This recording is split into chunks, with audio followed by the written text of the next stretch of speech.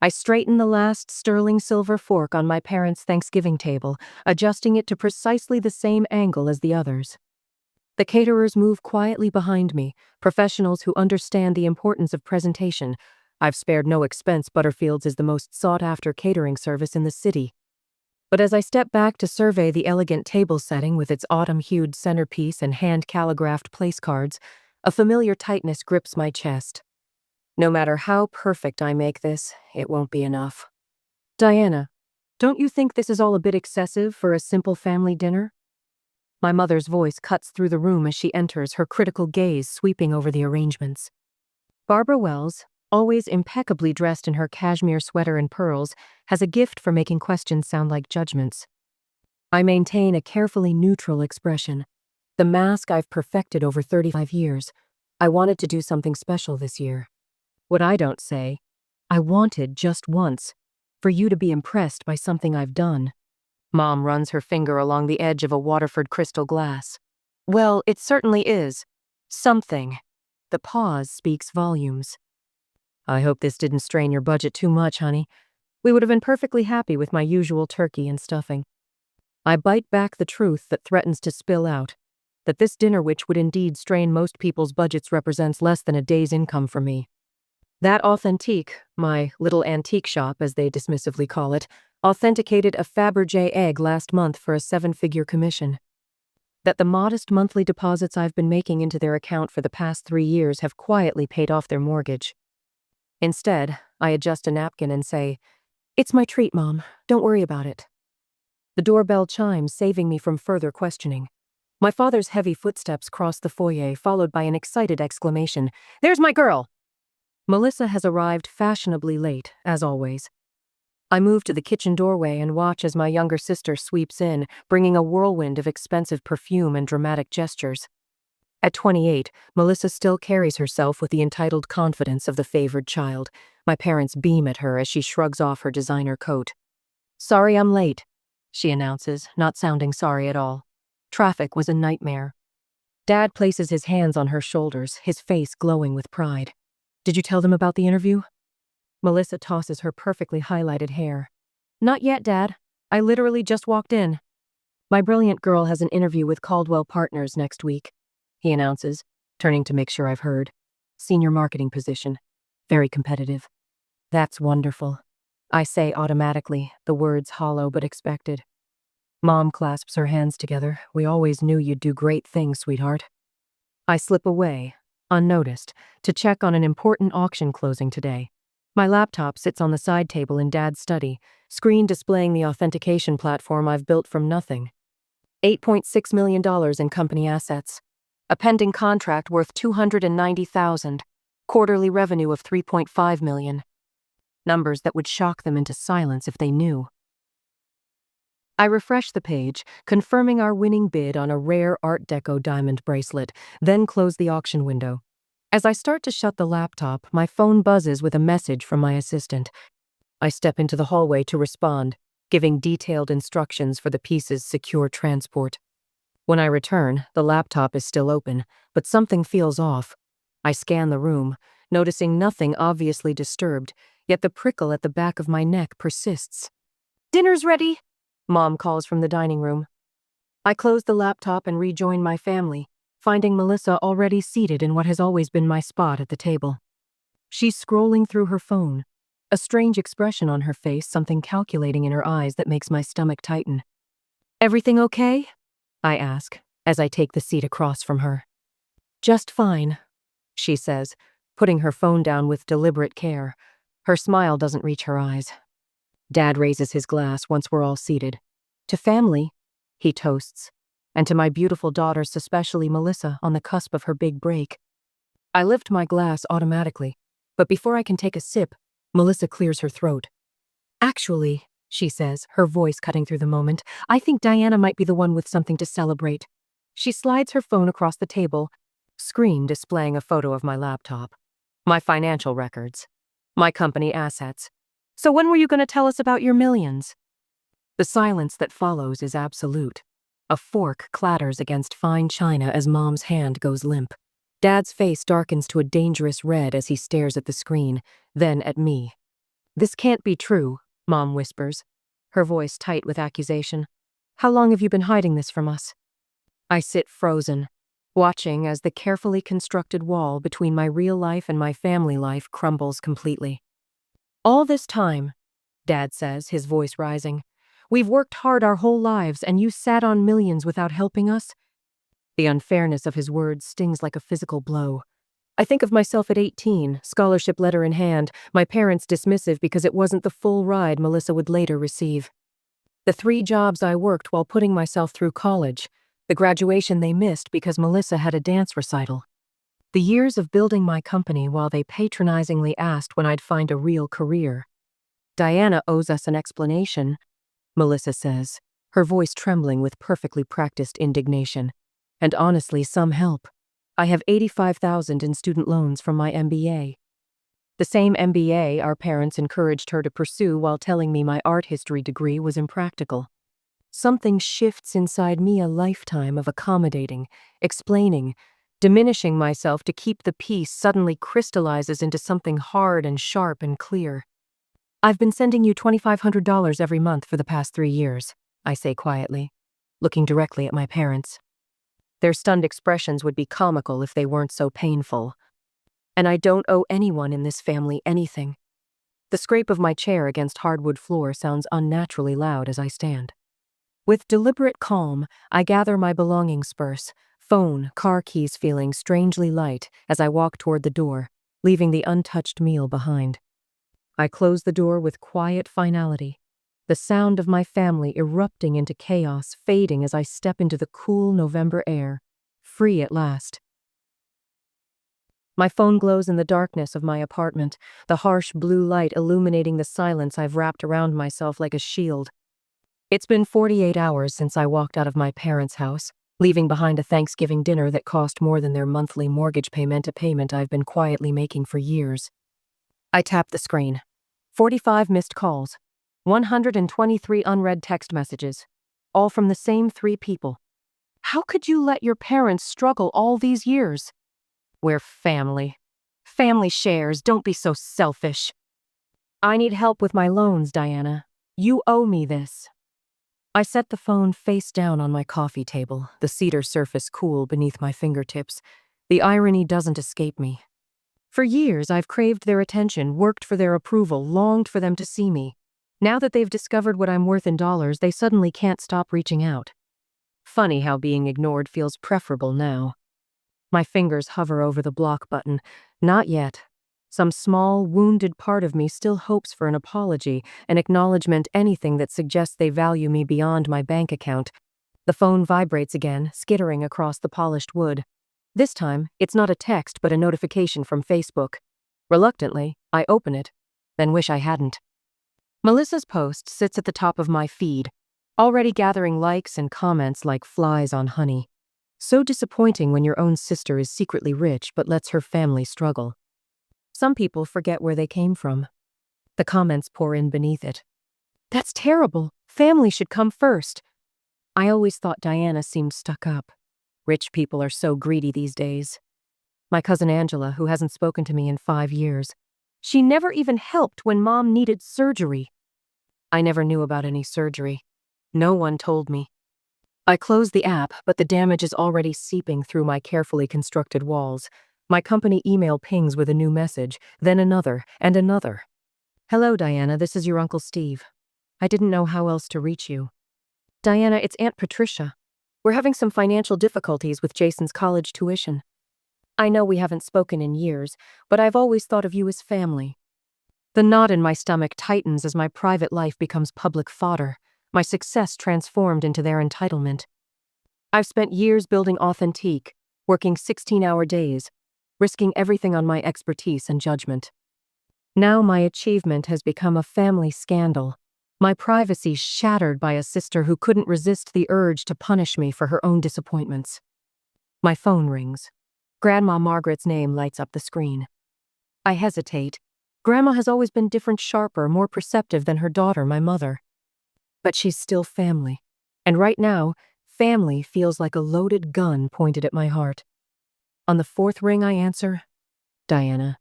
Her voice is clear and strong, belying her 85 years. No hello, no preamble. I heard what happened. I brace myself for the lecture, the reminder about blood being thicker than water, the guilt that my generation doesn't understand sacrifice. Don't you dare give them a penny more. The air leaves my lungs in a rush. What? You heard me. Her voice is steel wrapped in silk. Not another cent. They've been leeching off you for years, haven't they? The monthly deposits, the gifts. The checks you thought I didn't notice. Grandma, No explanations needed. She pauses, and I hear ice cubes clinking against glass. Grandma still enjoys her evening bourbon. They did the same thing to your Aunt Elizabeth 30 years ago. The name lands like a stone in still water. Aunt Elizabeth, me mother's elder sister. The family success story who disappeared from family gatherings when I was just a child. The cautionary tale of selfish ambition my mother would reference with tight lips and narrowed eyes. Elizabeth built a real estate empire from nothing, Grandma continues. The moment your grandfather and your mother found out how successful she'd become, they descended like vultures. Demanded she buy them a new house, pay for your mother's wedding, fund your grandfather's retirement. Each revelation hits like a physical blow. What happened? She gave and gave until there was nothing left.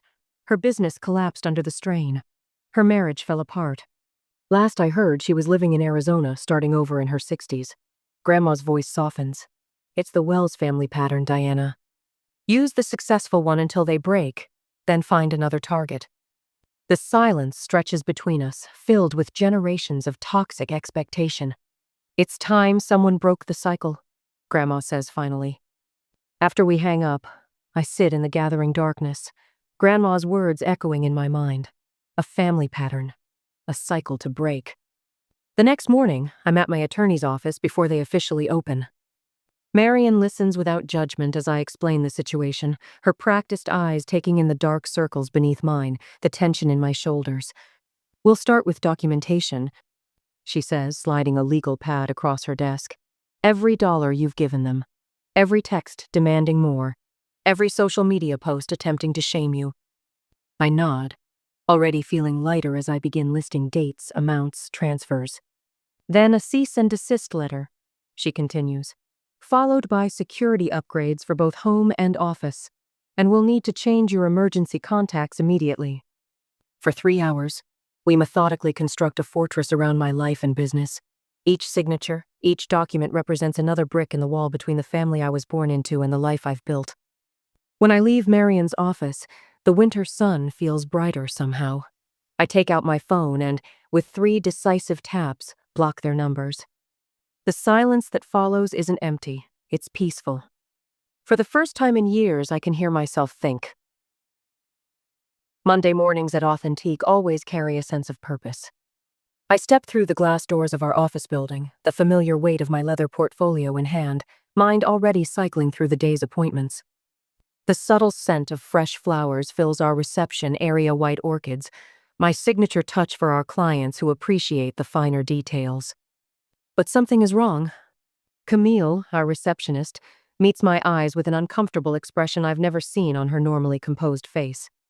Miss Wells, she says, voice pitched slightly lower than usual. Your family is here to see you. The words hit like an unexpected appraisal error. I freeze mid-stride, then deliberately smooth my expression into what my staff knows as my auction face, the perfectly neutral look I wear when examining a potentially valuable piece. They're here. After a week of digital siege, the calls, the texts, the social media campaign, they've brought the battle to my territory. And there they sit in my reception area. Barbara with her perfectly coiffed silver blonde hair and cashmere cardigan. Richard, ramrod straight in his navy blazer, jaw clenched tight. And Melissa, designer handbag clutched in white-knuckled hands, eyes darting around my office as if tallying its worth. The whispers from the authentication team down the hall reach my ears. This is exactly what I've dreaded, my carefully separated worlds colliding in spectacular fashion.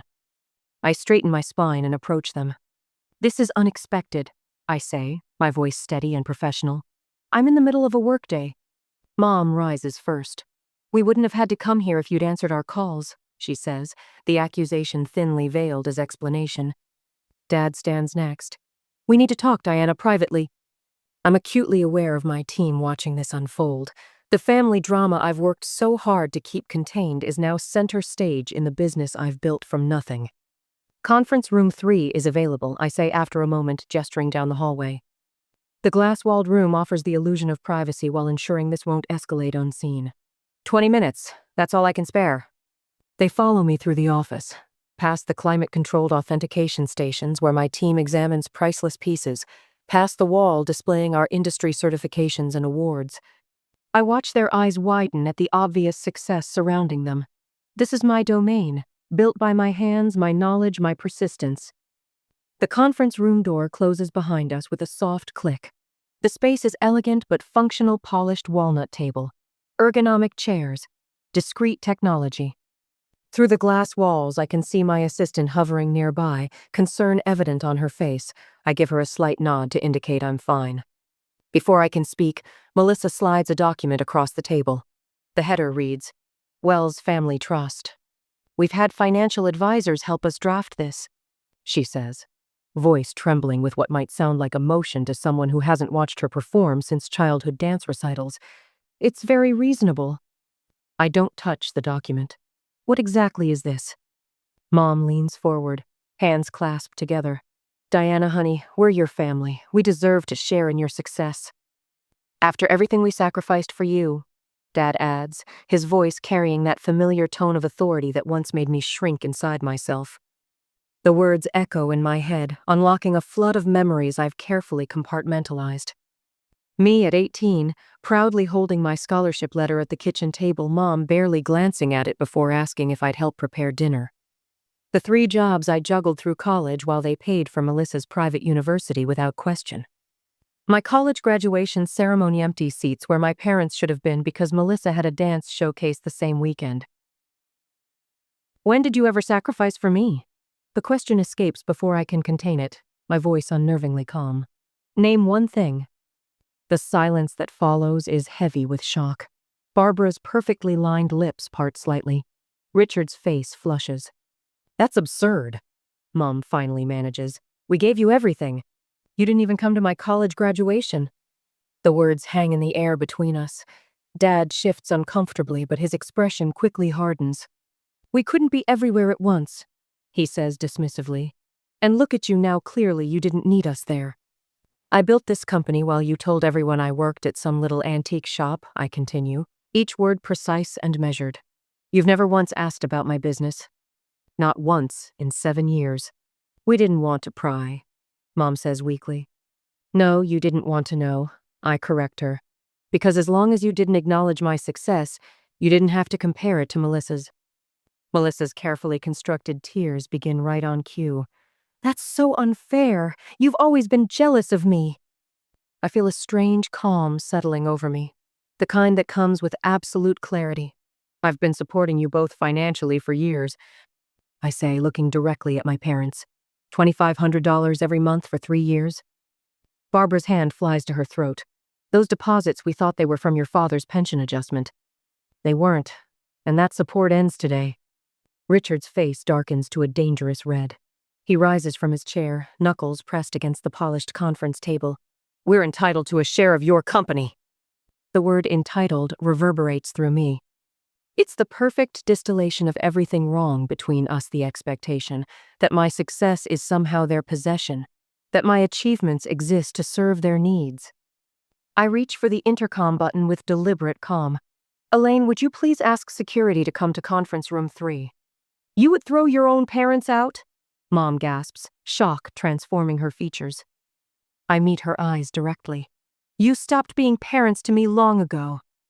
The silence that follows is absolute. Even Melissa's theatrical sobs quiet as the reality of the situation sinks in. The door opens, and 2 members of our building security team enter, James and Marcus, both consummate professionals who handle our high-value transfers. They stand quietly, waiting for instruction. These people need to be escorted from the building, I say, my voice steady. They are not to be admitted again without my express permission. Dad's face contorts with rage. You ungrateful! Mr. Wells, James interrupts with respectful firmness. Please come with us. As they gather their belongings, Mom clutching her purse like a shield, Dad seething with barely contained fury, Melissa turns to deliver her parting shot. "This isn't over," she hisses, eyes narrowed. I watch them being led through my office, past my employees who quickly pretend to be absorbed in their work. The glass doors close behind them, and I remain standing in the conference room, the rejected Wells family trust document still lying on the table. "Yes, it is," I whisper to myself, the words carrying the weight of finality. When I step back into the main office area, my team studiously avoids making eye contact. Only Elaine approaches, concern evident in her expression. "Everything okay, Miss Wells?" I straighten my shoulders, feeling lighter than I have in years. "Schedule the senior team for a meeting at 2. We have the Harriman authentication to finalize." As I walk to my office, I feel the subtle shift in the atmosphere, a new respect mingled with curiosity. They've witnessed something rare. Diana Wells drawing a line that cannot be crossed. I close my office door and take a moment to breathe.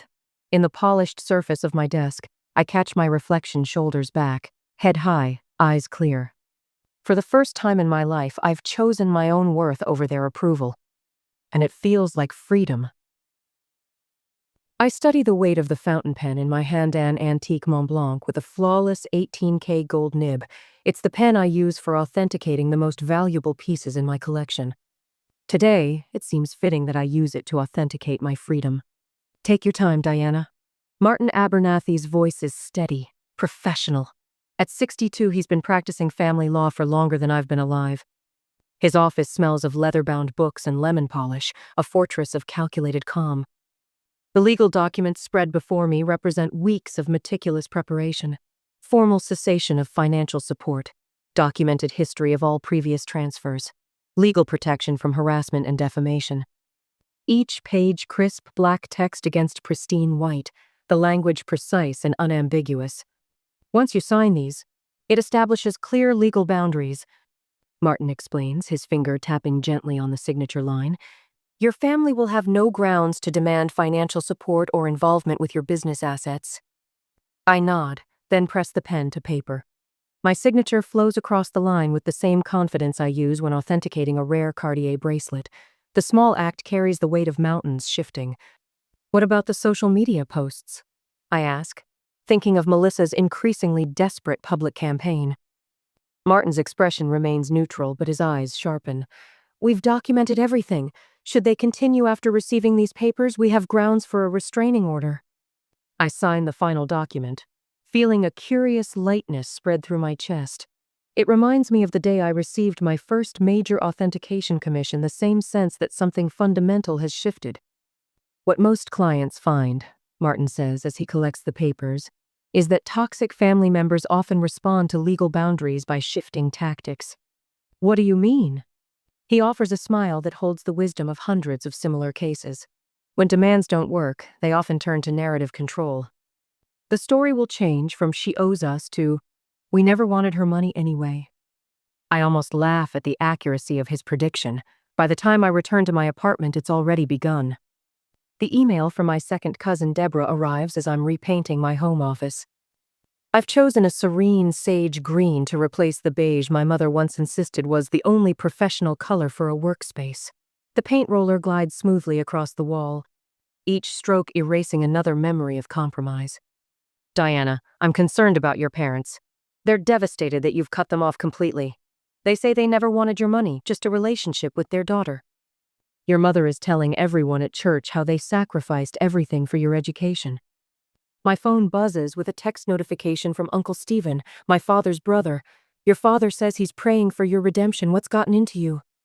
I set down the roller carefully on its tray, then wash my hands before responding to either message. The calculated pause isn't about formulating a defense, it's about honoring my own process. The old Diana would have frantically explained, justified, apologized. At my laptop, I open the simple spreadsheet I've maintained for years. Row after row of financial transfers, $2,500 on the first of every month for 36 consecutive months. The down payment for their roof repair, $14,800.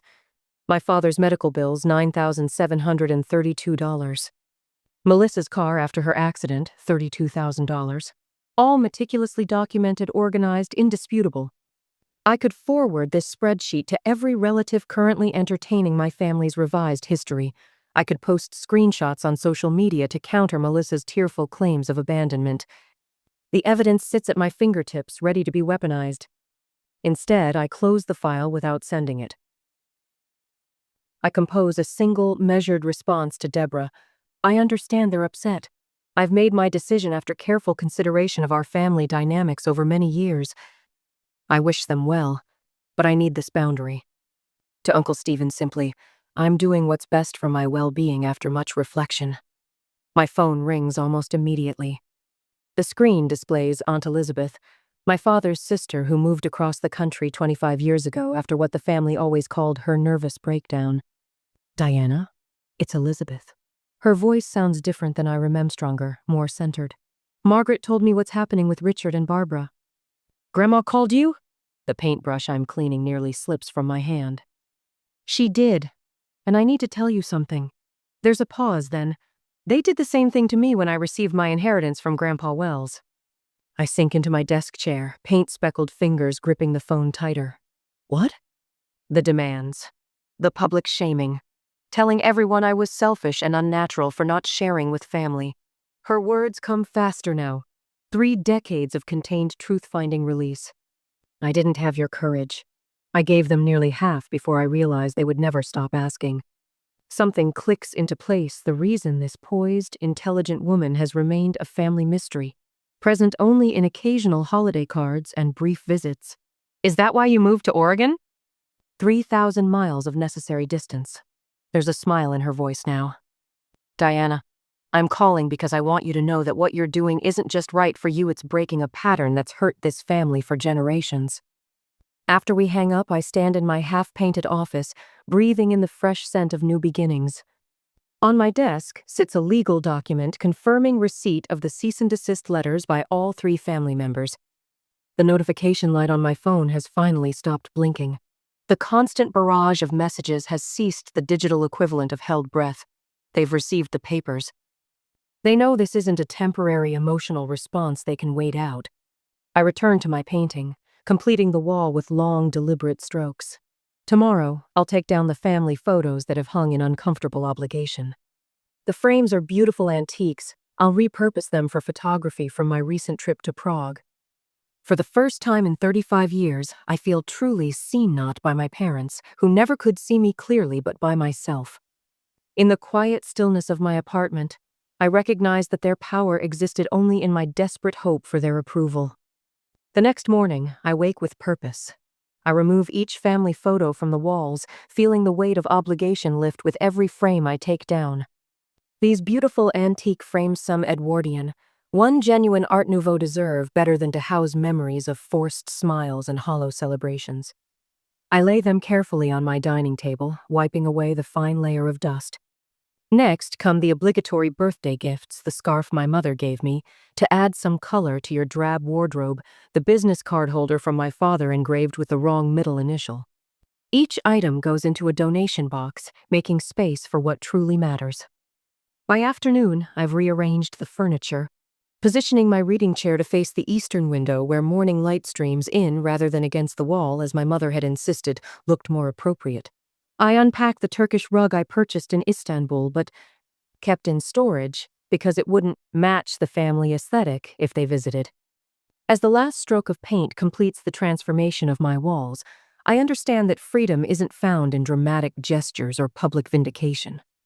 It's found in the dignity of truth, held close and honored, and in the quiet power of creating a space that finally, completely belongs to me alone. Morning light streams through the floor-to-ceiling windows of Authentique's expanded offices, bathing the conference room in a warm glow that catches on the polished mahogany table. I straighten my notes, feeling the weight of the vintage watch on my wrist grate, grandmother's only heirloom I've kept close. The Bergman collection authentication yielded a 17% increase in fourth-quarter revenue, I tell the board members seated around me. And our new blockchain verification system has already attracted 3 major auction houses. Thomas Whitehill, my longest-serving board member, leans forward. Remarkable growth, Diana, especially considering the personal challenges of the past 6 months. I meet his gaze steadily. My personal and professional lives operate in different spheres now, Thomas, to everyone's benefit. The unspoken acknowledgement passes between us show I've transformed since cutting ties with my family. No more late-night panic calls from Mom about their mortgage payment. No more emergency transfers to cover Melissa's latest crisis. No more diminishing myself to maintain their comfortable illusions. Have you found that success comes more easily when you're free from toxic relationships? For me, the answer is an unequivocal yes. After the board meeting concludes, I walk the expanded floor of our operations center. 27 employees now, up from 22 before the Thanksgiving disaster. The familiar ping of authentication software mingles with quiet conversations as specialists examine pieces under specialized lighting. My domain, built from nothing but determination and expertise. The expertise my parents dismissed as playing with old jewelry. Jasmine, my new deputy director, approaches with a tablet. The Margaret Wells Scholarship Committee needs final approval on the application criteria. I smile at the name Grandma's maiden name, preserved in this new legacy. I've made some adjustments. I take the tablet, making several quick notes. I want to specifically target first-generation college students who demonstrate exceptional merit but lack financial support, like I once was. And I've doubled the funding for the first 5 years. Jasmine raises an eyebrow. That's exceptionally generous. It's necessary, I reply simply, handing back the tablet. Some cycles need decisive breaking. How have you turned difficult family experiences into something positive for others? This scholarship isn't charity, it's correction, a rebalancing of opportunities that should have existed all along. The community center bustles with pre-holiday activity as I arrange holiday meal packages alongside other volunteers. 6 months ago, I'd have been preparing for another exhausting family gathering, analyzing every word choice for potential criticism, minimizing my accomplishments to avoid accusations of showing off. Diana, we need more help with the children's gift wrapping, calls Elaine, the volunteer coordinator. I move to the colorful station where donated presents await wrapping. Beside me, an elderly woman struggles with a particularly awkward Pacagea child's bicycle. Here, let me help. I offer, steadying the handlebars as she positions wrapping paper. Bless you, dear. She smiles. My daughter usually helps, but she couldn't make it today. I'm happy to fill in, I say, carefully creasing a corner. And where's your family today? The question would have stung 6 months ago. Now I simply meet her eyes. I'm spending the holidays with chosen family this year. She nods, a knowing light in her eyes. Sometimes those are the most important kind. We work in companionable silence, her gnarled fingers moving with surprising dexterity. When we finish, the bicycle is transformed into a festive masterpiece. Perfect teamwork, she declares. The warm satisfaction that spreads through me feels more genuine than any family dinner I've attended in years.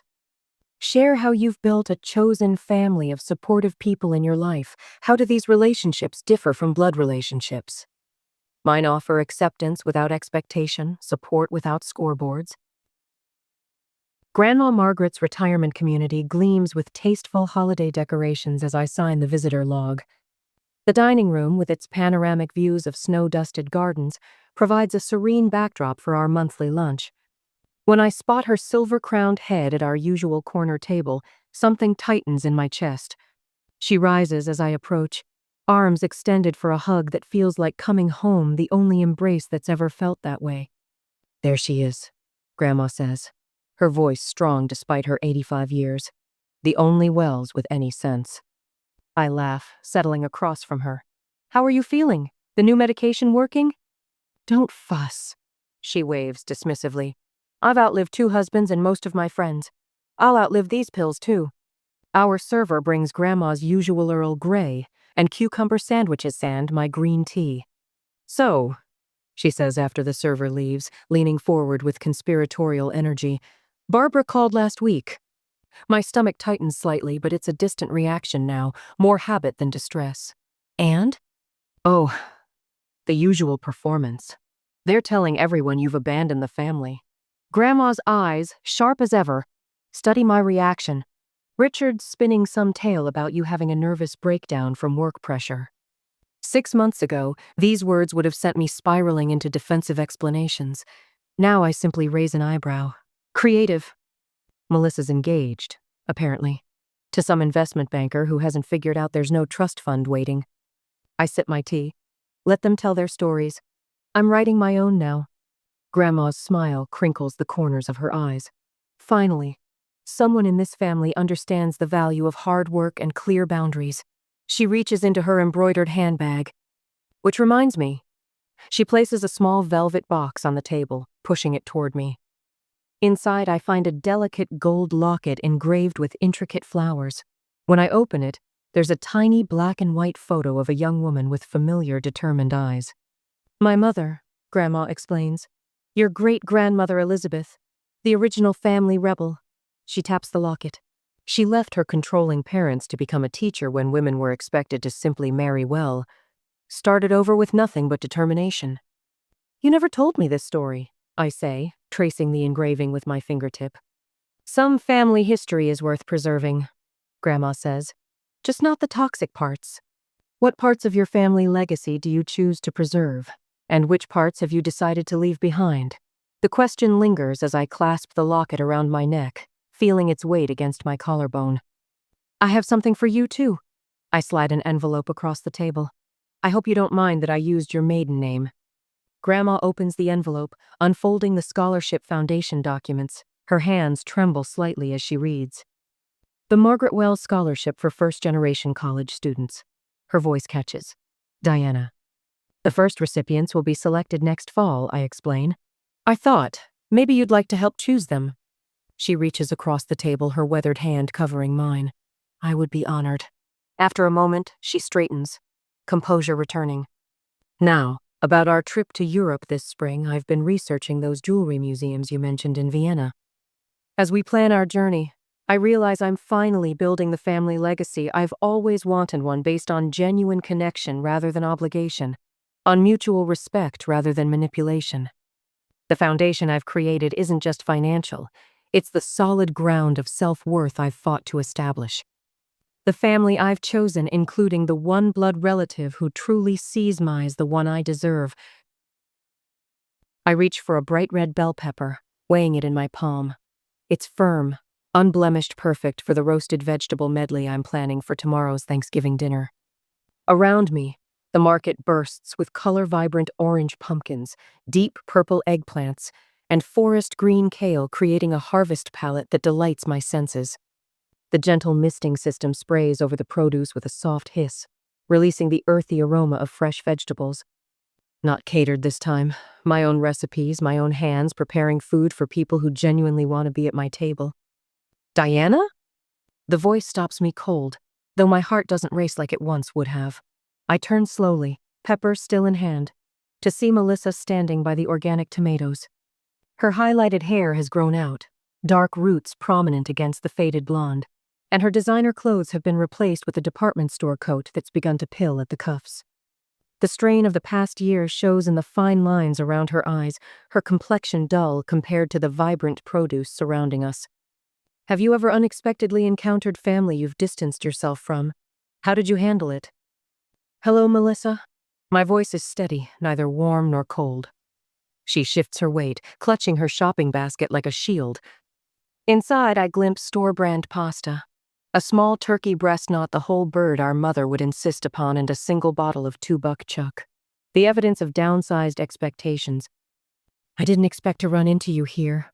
She glances at my cart filled with fresh produce, artisanal bread, and a bottle of reserve Cabernet.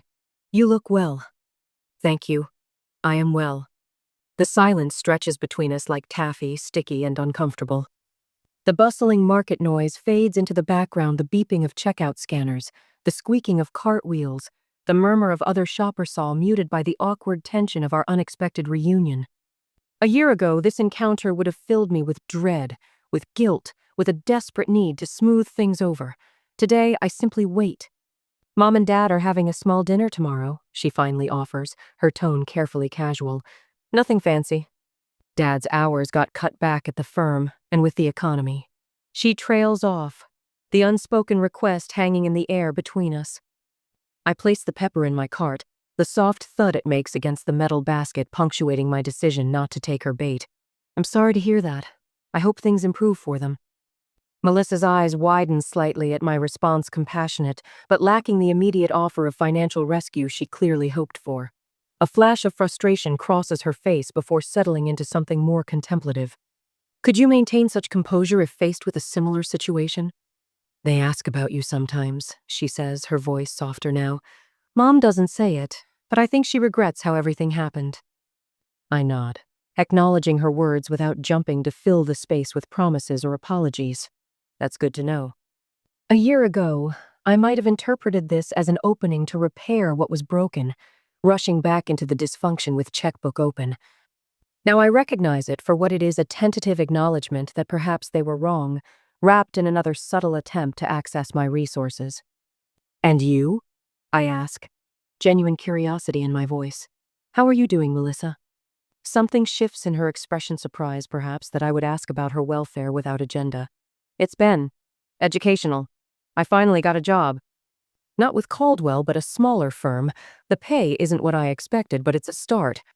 That's something to be proud of. I say and mean it. For a moment, I glimpse a version of my sister I never knew, one forced to stand on her own feet, discovering her own capabilities.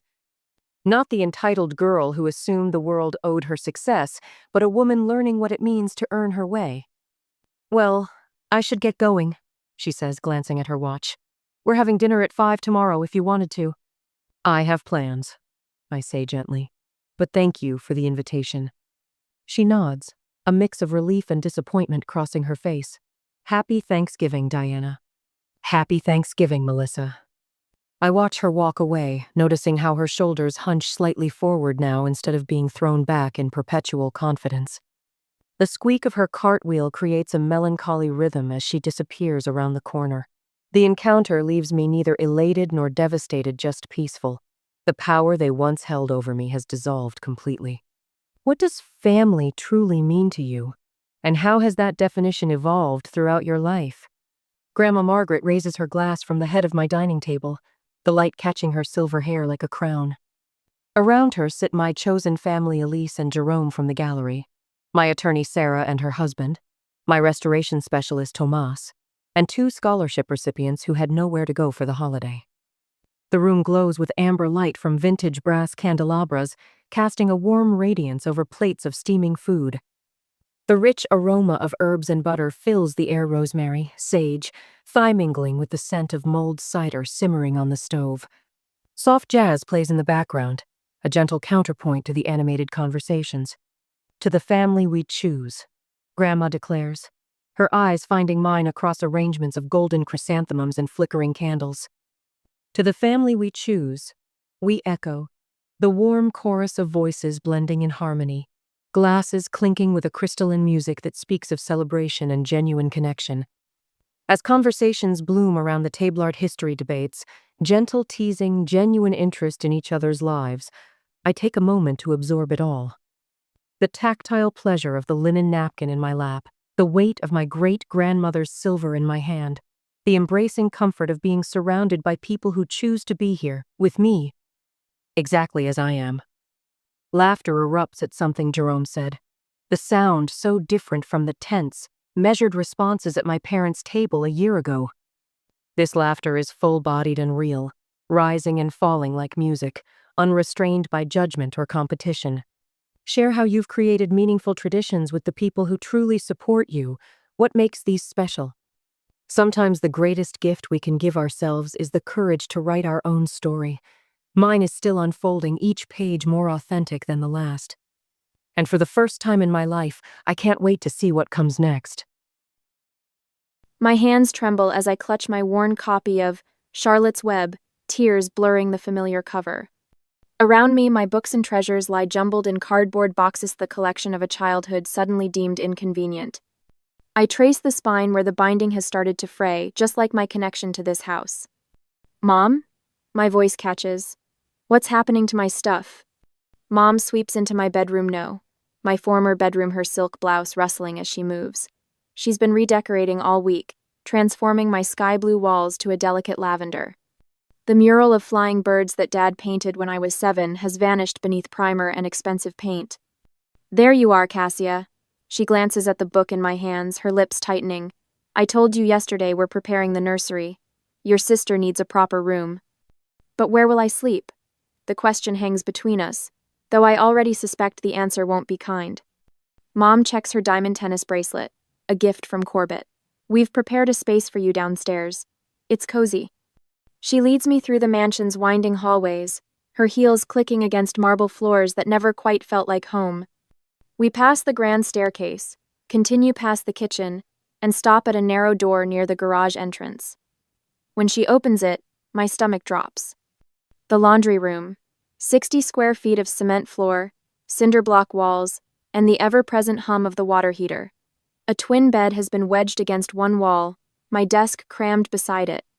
The washer and dryer still dominate the room, metal sentinels guarding my exile.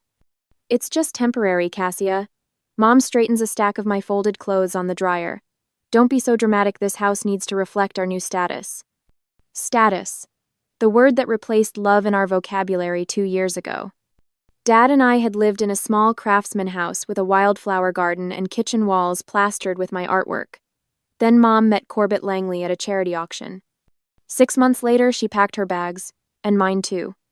Your father and I want different things, she'd explained while folding designer clothes into monogrammed suitcases. Corbett understands ambition. Our move to his 6-bedroom Savannah mansion happened so quickly I left my favorite sneakers behind. The first time I mentioned Dad's sign painting business at dinner, Corbett's eyebrow arched so high it nearly disappeared into his hairline. Mom changed the subject. Her cheeks flushed pink. After that, she winced whenever I mentioned anything about our before life, as if my childhood had become her embarrassing secret. I stand in my new bedroom, listening to the washing machine's rhythmic sloshing, a sound that will become my nightly lullaby. Can I live with Dad instead? I ask, my voice steadier than I feel. Mom's face hardens. She tugs at her pearl earring, a nervous habit from before designer clothes and country club memberships. Your father can barely feed himself with his sign painting nonsense. The words slice through me. Dad's hands might be paint-stained, but they're gentle. He taught me to mix colors until they sing, and to find beauty in peeling storefronts and weathered barns. Think of all you have here, Cassia. Opportunities. A future. Mom gestures vaguely around the mansion neither of us can call home with conviction. After she leaves, I unpack one box. From between 2 books, I pull out the small landscape Dad painted for my 9th birthday, rolling hills, dotted with wildflowers beneath a cerulean sky. I hang it on the cinder block wall opposite my bed, a window to a world where I still belong. 6 months later, baby Vesper arrives. I discover the family photos in the living room have been rearranged. The ones with me have disappeared, leaving pristine frames displaying Mom, Corbett, and Vesper's family they want the world to see. Stay quiet when you come inside, Mom instructs me after school one day, and make yourself useful. Corbett's business associates are visiting. I nod, understanding the message beneath her words. I am the living reminder of her embarrassing past, the daughter who doesn't match the Persian rugs and crystal chandeliers. As I slip through the kitchen toward my laundry room, Vesper's delighted squeal echoes from the front parlor, followed by Mom's melodic laughter, a sound I barely recognize anymore. 5 years later, after living with my mom, it's time for changes again, though it comes as a storm. One day, my pencil snaps between my fingers as the words float from the kitchen into the hallway where I'm studying. We're wasting money on Cassia when we have real expenses coming up. Corbett's voice carries the casual dismissal of someone discussing an outdated appliance. Vesper's private school deposit is due next month. I've been thinking about that. Mom's voice drops lower, but not enough. Gideon's been asking to see her more. Maybe it's time she lived with him. Save space and money. The broken pencil pieces dig into my palm. At 14, I finally understand the truth about my temporary laundry room. 5 years of listening to the washing machine's midnight cycles wasn't a stopgap measure, it was the plan all along.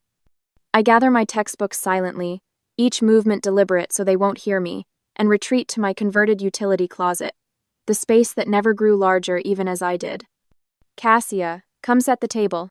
Mom's voice rings through the intercom system Corbett installed after complaining about having to shout through the mansion. At dinner, Mom stands serving food to Corbett, who examines each portion with the scrutiny he reserves for investment properties. I sit at the far end of the cherrywood table, practically in another zip code from their conversation. Is it true? 7-year-old Vesper bounces in her chair, blonde curls catching the chandelier light. Is Cassia really leaving? Can I have her room for my toys? My fork freezes halfway to my mouth. What? Mom sets down the serving spoon, her pearl bracelet clicking against the porcelain. We were going to discuss this after dinner, but since Vesper brought it up. She glances at Corbett, who nods without looking up from his plate. We think it would be best for everyone if you lived with your father. She arranges her words carefully, like decorative pillows on a sofa nobody sits on. It's a chance to really know him. Finances are tight right now, Corbett adds, the statement absurd beneath the gleam of his new Rolex. Just yesterday, he'd spread yacht brochures across this very table, circling features with a gold pen. I stare at Mom, waiting for her to meet my eyes, but she busies herself refilling Corbett's water glass, wiping imaginary spots from the table's edge, straightening the silverware anything to avoid looking at me. When? My voice comes out steadier than I feel. Before the new school year. Mom finally looks in my direction, though her gaze settles somewhere beyond my shoulder. We'll continue paying for Sanderson Academy, of course, provided there's no trouble. The unspoken threat hangs in the air between us. Your father misses you, she adds, her voice softening with practiced concern. Don't you want him to be happy? The manipulation is so transparent I almost laugh, as if she's ever cared about Dad's happiness. And you'll still see us at family gatherings, she continues, though we all know which gatherings I'll suddenly stop being invited to. This is what's best for everyone. Best for everyone except me.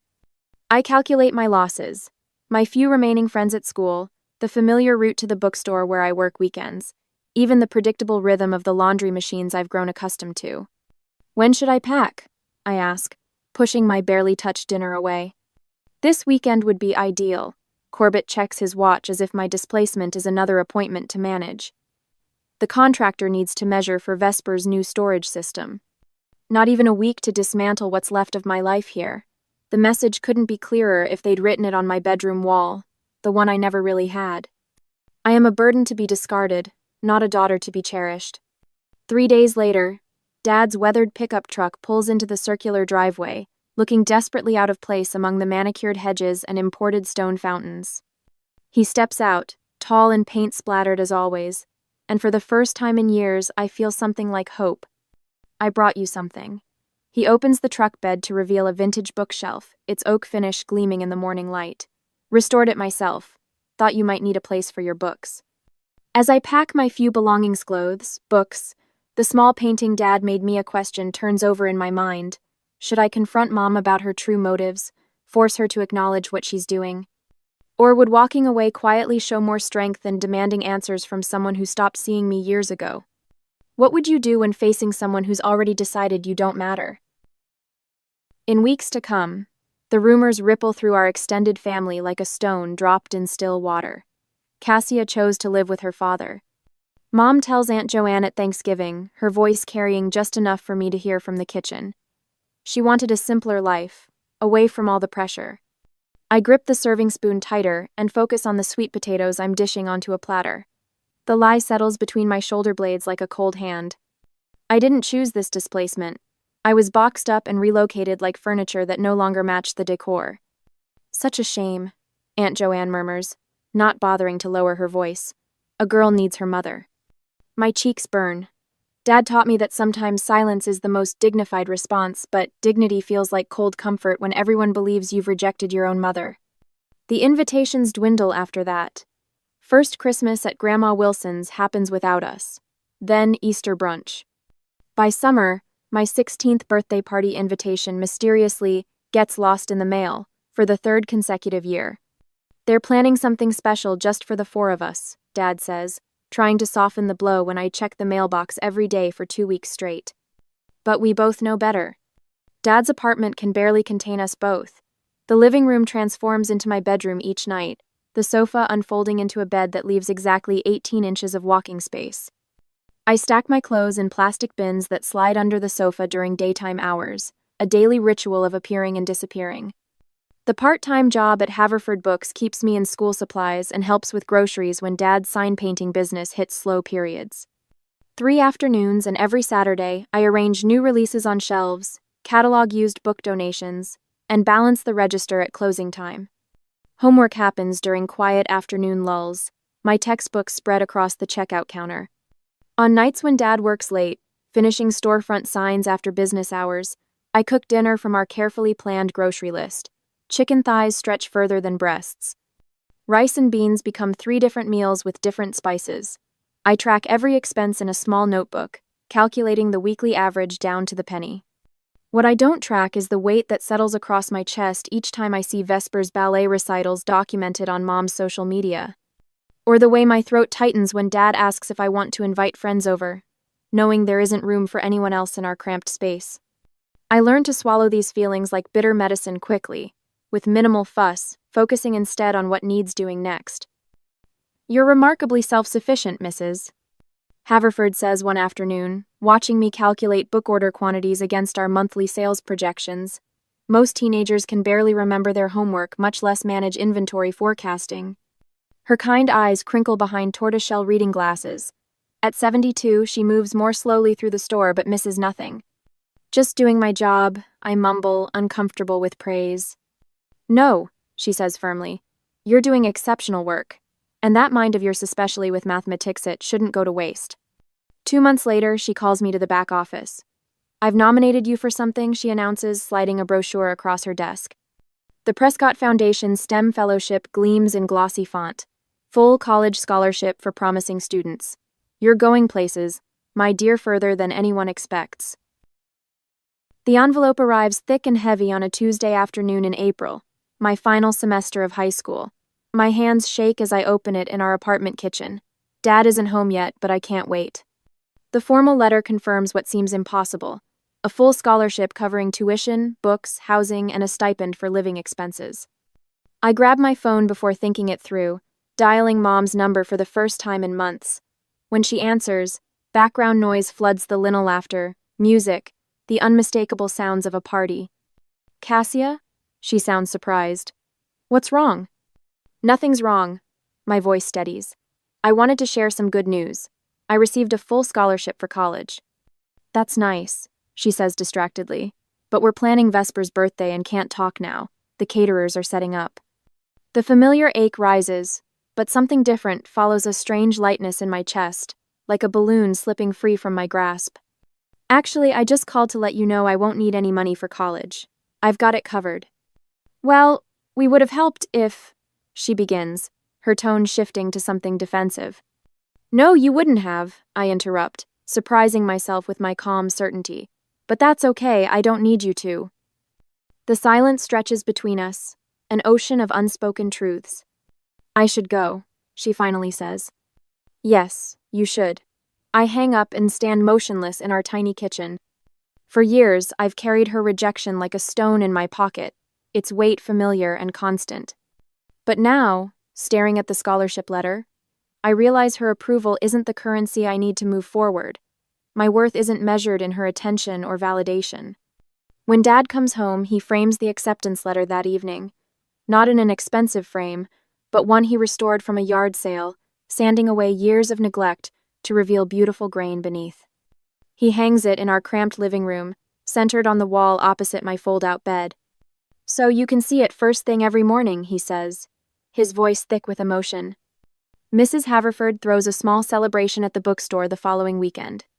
She bakes a chocolate cake herself and presents me with a leather-bound journal and a fountain pen. "For recording your brilliant ideas," she says. My mother has never attended a single academic awards ceremony. Vesper complained loudly about my honor society induction running too long. But here in this dusty bookstore, surrounded by well-wishers who know my actual strengths and interests, I find something that feels suspiciously like belonging. When graduation day arrives 4 years later, I don't expect to see family beyond Dad in the audience. As valedictorian, I've rehearsed my speech repeatedly, timing each pause for maximum impact. The principal calls my name, and I rise from my seat, straightening my borrowed graduation gown. As I approach the podium, movement at the back of the auditorium catches my eye.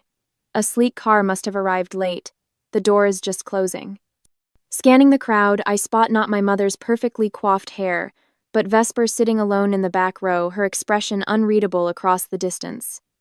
My prepared words suddenly seem inadequate for this unexpected audience. 2 years after graduation, the morning sunlight splashes across our kitchen table where Rowan hunches over blueprints, his work-worn fingers tracing electrical pathways. His focused expression softens when he notices me watching.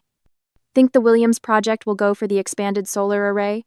I ask, sliding a mug of coffee beside his elbow. "With you designing the system? Absolutely." His confidence in me still catches me off guard sometimes. "Your promotion to project lead means they trust your judgment more than that overpriced consulting firm." I lean against the counter, savoring the warmth of both the coffee and his words. At 24, I've built something real, a career installing commercial solar systems that pays well and matters to the world. My fingers brush against the smooth countertop of our modest kitchen, still new enough that sometimes I wake up surprised to find myself here, rather than on Dad's pull-out sofa. 2 years of saving every penny finally paid off, I say, surveying our little 2-bedroom starter home. Nothing fancy, just solid construction with good bones, as Rowan put it when we first toured it. Like our relationship built carefully over time, tested for structural integrity, grounded in reality. The phone rings, interrupting my thoughts. I frown at the unfamiliar number but answer anyway. "Cassia? It's your mother." My stomach tightens. Maribel hasn't called in over a year, not even for my birthday last month. "I need you to take Vesper," she announces without preamble, not asking telling. She needs to focus on her conservatory training, and housing near campus is outrageously expensive. I grip the phone tighter. "Hello to you too, Mom." "Don't be difficult, Cassia. You have a spare bedroom, and you're responsible enough to keep her on track. She needs structure." The audacity steals my breath. After exiling me to a laundry room and then shipping me off to Dad's when I became inconvenient, she wants me to welcome Vesper with open arms? "This isn't something you spring on someone out of nowhere," I manage, keeping my voice level while Rowan watches with concern. "We have our own lives here." "It's just for the school year," Maribel continues as if I hadn't spoken. "You'd be doing us a tremendous favor." "Us meaning you and Corbett?" I clarify, my tone sharpening despite my efforts. A telling pause. "We need to focus on networking without distractions. This arrangement works perfectly for everyone." Translation. Vesper has become inconvenient, just as I once was. 2 months, I say finally. A trial period, with house rules she'll need to follow. Maribel's relieved sigh carries through the phone. "Wonderful. I'll have her there next weekend." After hanging up, I drop into a chair beside Rowan, suddenly exhausted. What did I just agree to? He covers my hand with his. "You set a boundary, that's progress." "Am I making a huge mistake?" I ask, letting family who closed their doors to me into our home. "We'll handle it together," he promises, squeezing my fingers. "This is our house, our rules." Later that evening, Dad brings over a homemade lasagna, listening intently as I explain the situation. His weathered face tightens when I mention Maribel's demands. "Kindness shouldn't come at the cost of your peace," he warns gently, helping Rowan rearrange furniture in the spare bedroom.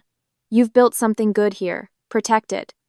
Together, we draft house rules: curfew, chores, respect for our work schedules, no unauthorized guests. Each point feels like a fortress wall rising, protecting what Rowan and I have created. When Vesper arrives the following weekend, she steps from Corbett's Jaguar with 3 designer suitcases, her critical gaze sweeping over our modest neighborhood. "This is it?" She wrinkles her nose, not bothering to lower her voice. "It's so small." "It's home," I reply simply, helping with her smallest bag while Rowan takes the largest. That night, passing the guest room, I overhear Vesper on the phone. "It's tragic, Maddie. Like, embarrassingly basic. No pool, not even a decent bathroom. I'm dying here." My chest tightens with an old familiar pain, that feeling of being judged and found wanting. The first week passes in tense politeness that fractures when Vesper's conservatory calls asking about her repeated absences. "You skipped 3 classes this week?" I confront her when she slinks in past midnight, smelling of cigarettes and someone's cologne. "Why do you care?" she snaps, tossing her purse onto the counter. "It's my life." "It's our house," I remind her. "And one of our rules was—" "God, you sound just like Mom when she's on one of her responsible kicks." Vesper rolls her eyes. "Mom said you'd be cool about everything. That's the only reason I agreed to this." The truth spills out so casually it stings. Not because Vesper came seeking sisterly connection, but because Maribel promised I'd be a pushover. I stand straighter, feeling the weight of my house keys and my pocket keys to the home I earned, the life I built. Then Mom was wrong about me. Again. A flicker of uncertainty crosses Vesper's face, as she realizes, perhaps for the first time, that the sister who once slept in a laundry room now stands on her own foundation, one too solid to be easily shaken. Next week, I catch Vesper leaning too close to Rowan as he replaces the kitchen pendant light. Her manicured hand rests on his forearm, her laughter explosive at something he said that wasn't remotely funny. "The wiring in this house is so complicated," she gushes. "You must be like super smart to understand all this electrical stuff." Rowan shifts uncomfortably on the stepladder, his focus locked on the exposed wires above. "Just basic principles, really. Your sister understands this better than I do." When he finishes and descends, Vesper blocks his path to the toolbox, standing in the doorway with a practiced casualness. I clear my throat from the dining room. "Vesper, can we talk?" My voice remains steady despite the heat crawling up my neck. In the living room, she transforms before my eyes. The flirtatious smile vanishes, replaced by trembling lips and watery eyes. "I was just being friendly. Why are you so insecure?" Her voice pitches higher, a performance I recognized from childhood. "He was telling me about the house wiring, and I was listening. Is that a crime now?" "This isn't about being friendly, it's about respect for me, for Rowan, for our relationship." My phone buzzes an hour later. Maribel. Perfect timing, as always. "Cassia, what on earth are you doing?" Her voice slices through the speaker. Vesper's in tears. "She called saying you accused her of something ridiculous. The poor girl was only trying to connect with your boyfriend." The dismissive pause speaks volumes. That evening, I find Vesper's diamond tennis bracelet eerily similar to my mother's resting on Rowan's workbench in the garage. The next morning, she positions herself in the hallway as he tries to leave for work, talking about a gallery opening, asking if he might like to accompany her. "Rowan's clearly into me," she says when I confront her later, tossing her hair over one shoulder. "He deserves better than someone who grew up in a laundry room." The words land like a physical blow, but I refuse to flinch. "You have 30 days to find other arrangements," I say, my voice calmer than I feel. "This isn't working." Vesper's mouth drops open. "You can't be serious." "I am. 1 month." "You're overreacting. Nothing happened." Rowan enters from the kitchen, his face uncharacteristically stern. He hands me his phone, open to a string of text messages. "I think you should see these," he says quietly. The texts from Vesper start innocently enough, but quickly cross into territory that makes my stomach clench. Invitations to meet when I'm working late. Comments about my boring career choices. A photo of her in a swimsuit with the caption, "What do you think?" Vesper lunges for the phone. "Those are private. You had no right to show her." "I have every right," Rowan says, his voice level but firm. "I chose Cassia, not for connections or a family name for her. Her brilliance, her integrity, everything she is." His hand finds mine, warm and steady. "You can't kick me out." Vesper's voice rises, panic replacing the calculation in her eyes. "Mom will be furious. Where am I supposed to go?" "Back to the mansion, I imagine," I reply. "The same place I wasn't welcome." "But the conservatory is a 10-minute drive from your parents' house." "This isn't fair," Vesper's face contorts. "I'll tell Mom everything. She'll cut you off completely." A laugh escapes me, genuine and unexpected. "Cut me off from what, exactly? I've been on my own since I was 14. Vesper stares, confusion replacing anger. "I'm not responsible for your mother's feelings," I continue, just as she was never responsible for mine. The weight of years lifts as I speak the truth aloud. That weekend, as Vesper packs her designer luggage with theatrical sighs, Rowan takes me to our favorite spot overlooking the river. He kneels on the weathered boardwalk, presenting a simple ring with a small emerald-me birthstone. "I want to build a life with you," he says, the setting sun turning his auburn hair to flame. "A real one, based on who we are, not what anyone else thinks we should be." 6 months later, with Vesper long gone, Rowan and I prepare for our wedding in Dad's backyard. The maple trees promise perfect shade for our 50 guests, and Dad's hand-painted signs mark the ceremony and reception areas. I dial my mother's number, an olive branch extended despite years of distance. A backyard wedding? Maribel's voice drips with disdain when I describe our plans. Why would I attend a backyard cookout for nobodies? Marrying a cable puller? Enjoy that, Cassia. The casual cruelty feels almost nostalgic in its predictability. Thank you for making my decision easy, I reply. Goodbye, Mother. I hang up and return to arranging wildflowers in mason jars. Dad whistles as he strings lights in the trees, and Mrs. Haverford arranges her homemade pies on the dessert table. Meanwhile, Vesper's wedding proceeds with appropriate extravagance. Dad shows me the society page announcement of $460,000 spectacle, joining the Langley and Westmoreland families, complete with ice sculptures and a 12-piece orchestra. Our wedding costs exactly $7,823, including the dress I found at a vintage shop and altered myself. Rowan's electrician colleagues string fairy lights through Dad's garden. My coworkers bring potluck dishes alongside their wedding gifts. When we dance our first dance on Dad's weathered deck, surrounded by people who chose to stand by us, I realize my worth isn't measured by a wedding's price tag, but by the authenticity of the relationships filling this space. 2 years pass in peaceful productivity. Rowan's business grows steadily. I earn a promotion at the solar company.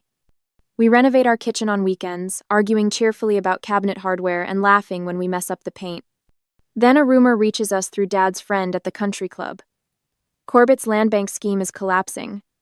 Federal investigators have frozen accounts. The Langleys face financial ruin. My phone buzzes with a text from an unknown number. We need to talk. Family matters. M. I show Rowan the message, my hand steady despite everything. Before he can respond, my phone lights up with an incoming call, my mother's number, unused in my contacts for years. A week later, the soft morning light spills across our nursery walls where wildflowers dance in a mural my father painted last weekend. I smooth my hand over the rounded curve of my belly, feeling my daughter shift beneath my palm. Unlike my childhood bedroom that vanished without warning, this room has been created with intention, each detail, a promise that she will always have a place that's hers. The shrill ring of my phone breaks the moment. My mother's name flashes on the screen, and I notice my hand no longer trembles when I see it. Hello, Mother. My voice comes out steady, unrushed. Cassia. Maribel's voice wavers, lacking its usual polish. We need to talk about our situation. I wait, one hand resting protectively over my unborn child. The bank foreclosed on the house, she continues when I don't fill the silence. Corbett's investments, well, it's all gone. And Vesper's husband filed for divorce after he caught her with his business partner. I watch a robin land on our modest front porch railing. I'm sorry to hear that. Sorry? Her voice rises. We're family, Cassia. We need somewhere to stay. The old guilt doesn't surface as expected. Instead, a calm clarity washes over me. And what exactly are you asking? We're not asking. Family takes care of family. We'll need your spare bedroom for me and the sitting room for Vesper until we get back on our feet. I think about the laundry room with its humming water heater and cement floor. How it felt to be 9 years old and disposable. No, I say simply. Excuse me? The familiar sharpness returns to her tone. My home isn't available to you. After everything I've done for you? Her voice cracks with indignation. I gave you life, Cassia. And then you took away everything else. The words come without bitterness, just quiet truth. I've built this life carefully, and I won't dismantle it for people who treated me as inconvenient. You'll regret this. Her threat sounds hollow. I might take you to court for elder neglect. I almost laugh. You can try, Mother. The line goes dead. When I set my phone down, I notice Rowan watching me from the doorway, his work boots still dusty from the job site. He doesn't ask what happened. He already knows. The crunch of tires on gravel draws my attention to the window. Dad's pickup pulls into our driveway, the back covered with a tarp hiding something bulky. He's early, Rowan says, taking my hand. We meet my father at the door as he lowers the tailgate, pulling back the tarp to reveal a handcrafted wooden crib, the maple finish gleaming in the afternoon sun. Built it in the evenings after work, Dad says, his paint-stained hands running over the smooth rails. Thought my granddaughter should have something special. My eyes blur with tears that have nothing to do with my pregnancy hormones. It's beautiful, Dad. Together, The three of us carry the crib into the nursery. Dad tells Rowan about the techniques he used, offering to teach him when they finish the back deck next month.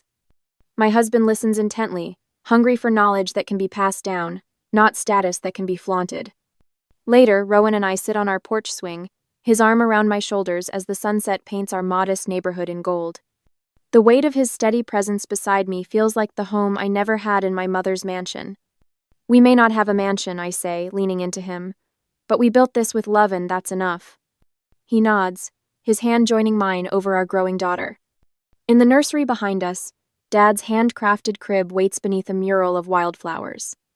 Across the hall, Rowan has set up a small workshop where Dad is teaching him sign painting techniques during weekend visits.